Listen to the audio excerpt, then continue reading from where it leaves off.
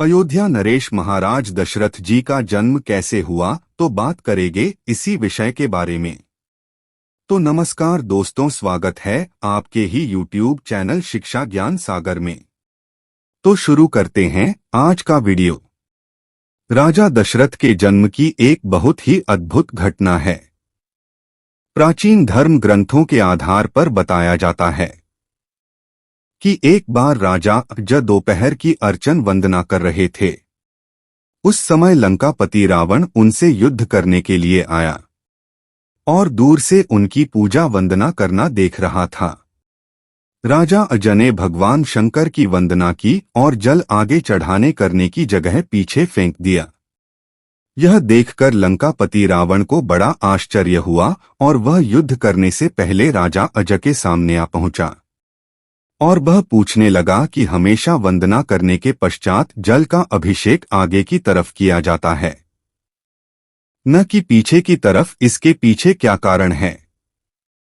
राजा अज ने उत्तर दिया और कहा, जब मैं आंखें बंद करके ध्यान मुद्रा में शिव की अर्चना कर रहा था, तभी मुझे यहाँ से 1 योजन दूर भयानक जंगल में एक गाय घास चरती हुई दिखी और मैंने देखा कि एक शेर उस पर आक्रमण करने वाला है।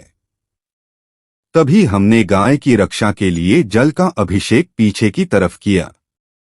लंकापति रावण को यह बात सुनकर बड़ा ही आश्चर्य हुआ। रावण 1 योजन दूर वहां गया और उसने वहां देखा कि एक गाय हरी घास चर रही है, जबकि शेर के पेट में कई वाण लगे हैं। अब लंकापति रावण को विश्वास हो गया कि जिस महापुरुष के जल से ही बाण बन जाते हैं और बिना किसी लक्ष्य साधन के लक्ष्य भेदन हो जाता है, ऐसे वीर पुरुष से जीतना बड़ा ही असंभव है। और वह उनसे बिना युद्ध किए ही लंका को वापस लौट जाता है। एक बार राजा अज जंगल में घूमने के लिए गए थे तो उन्होंने बहुत सुंदर सरोवर देखा। उस सरोवर में एक कमल का बहुत सुंदर पुष्प दिखाई दिया। उस कमल के पुष्प को पाने के लिए अज सरोवर में चले गए, किंतु राजा अज जितना पुष्प के पास जाते वह पुष्प उतना ही दूर चला जाता और राजा उस कमल के पुष्प को नहीं पकड़ पाए। फिर कुछ समय पश्चात आकाशवाणी हुई कि हे राजन, आपके कोई संतान नहीं है, इसलिए आप इस कमल के फूल के योग्य नहीं हैं। इस आकाशवाणी ने राजा के हृदय में एक भयंकर आघात पहुंचाया। राजा अपने शिविर में लौट आए और चिंतित रहने लगे, क्योंकि वे निसंतान थे जबकि वह भगवान शंकर जी के परम भक्त थे। फिर शंकर जी ने उनकी इस चिंता को ध्यान में लिया और भगवान शंकर ने धर्मराज को बुलाया और कहा, किसी ब्राह्मण जी को अयोध्या नगरी में भेज दो, जिससे अज को पुत्र प्राप्ति के आसार हो। अयोध्या नगरी से कुछ दूर एक गरीब ब्राह्मण और ब्राह्मणी सरयू के किनारे झोपड़ी बनाकर रहते थे। एक दिन ब्राह्मण अज के महिलाएं में पहुंचे और उनसे अपने हालात का जिक्र कर भिक्षा की मांग की। राजा ने अपने खजाने से उस ब्राह्मण को सोने की अशर्फियां और मोहरें देना चाहा, लेकिन ब्राह्मण ने यह दान लेने से इनकार कर दिया और उस ब्राह्मण ने कहा कि यह आपकी प्रजा का है, आप अपनी मेहनत की कमाई का कुछ भी दान दीजिए।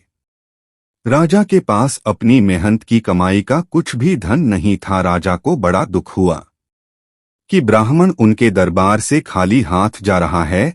तब राजा शाम को एक मजदूर का भेष बनाते हैं और अयोध्या नगरी में किसी काम ढूंढने के लिए निकल जाते हैं। वह एक लोहार के पास पहुंचते हैं और अपना परिचय दिए बिना काम करने लग जाते हैं। पूरी रात्रि वह हथौड़े से लोहे का कार्य करते हैं, जिसके बदले में उन्हें सुबह 1 रुपया मिलता है।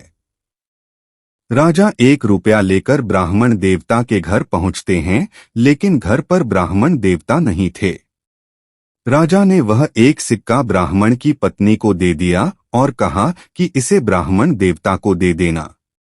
जब ब्राह्मण देवता घर पर आए तो ब्राह्मण की पत्नी ने वह सिक्का ब्राह्मण को दिया और कहा, यह सिक्का राजा अज दे गए थे। ब्राह्मण ने उस सिक्के को क्रोध में आकर जमीन पर फेंक दिया। तभी एक अद्भुत घटना हुई। ब्राह्मण ने जहां सिक्का फेंका था वहां एक बड़ा सा गड्ढा हो गया। ब्राह्मण देवता ने उस गड्ढे को और खोदा तो उस गड्ढे से सोने का एक रथ निकला और वह आसमान में चला गया। इसके पश्चात ब्राह्मण देवता ने गड्ढे को और खोदा तो दूसरा सोने का रथ निकला और वह भी आसमान की तरफ चला गया।